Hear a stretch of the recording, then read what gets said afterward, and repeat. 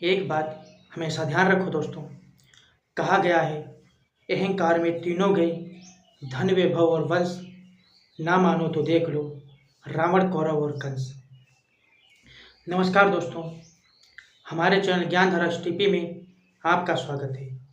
मैं आशीष कुमार आज फिर आपके लिए एक नई कहानी लेकर आया हूँ, एक नई सीख लेकर आया हूँ, एक नई सोच लेकर आया हूँ।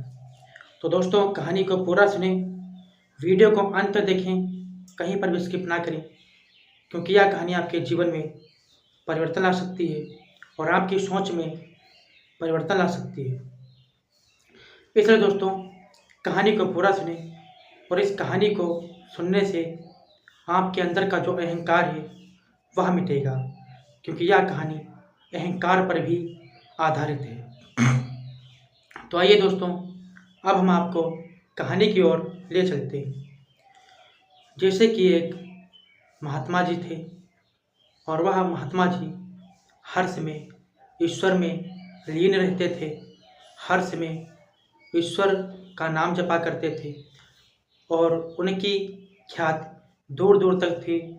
लोग उनके दर्शन करने के लिए दूर दूर तक लोग आते थे और उनको खाने के लिए कोई उनके लिए फल लाता, कोई अपने घर से उन महात्मा के लिए भोजन लाता था।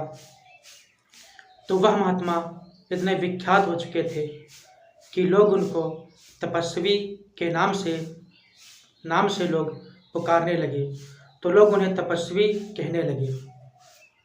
होता क्या है, एक दिन महात्मा जी बैठे हुए थे और पेड़ के नीचे बैठे हुए थे, ईश्वर की तपस्या कर रहे थे, ईश्वर का नाम ले रहे थे।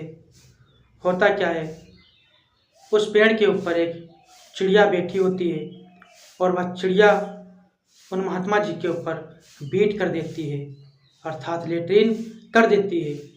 तो महात्मा जी का ध्यान टूट जाता है और महात्मा जी ऊपर देखते हैं और जैसे ही उन महात्मा जी की नज़र उस चिड़िया पर पड़ती है तो वह चिड़िया भस्म हो जाती है और नीचे गिर जाती है। तो महात्मा जी फिर वहाँ से उस पेड़ के नीचे से उठ जाते हैं और चल देते हैं। तो वह सोचते हैं कि चलो आज हम खुद भिक्षा मांगने के लिए चलते हैं। तो महात्मा जी भिक्षा मांगने के लिए निकलते हैं। तो गांव में पहुँचे तो एक मकान पड़ा, तो वह बाहर से आवाज़ लगाने लगे कि हमें भिक्षा दो आ करके। लेकिन एक औरत थी, उसका पति बीमार था, तो वह अपने पति की सेवा में लगी हुई थी। तो महात्मा जी ने आवाज़ लगाई कि हमें भिक्षा दो आ करके, लेकिन अंदर से कोई प्रतिक्रिया नहीं आई।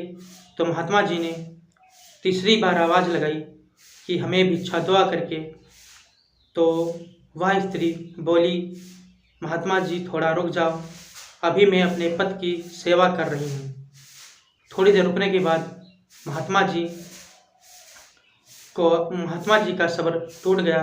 वह फिर बोले कि मैं महात्मा हूँ, हमें भिक्षा दो आ करके, अगर भिक्षा नहीं दोगी तो मैं तुम्हें भस्म कर दूँगी।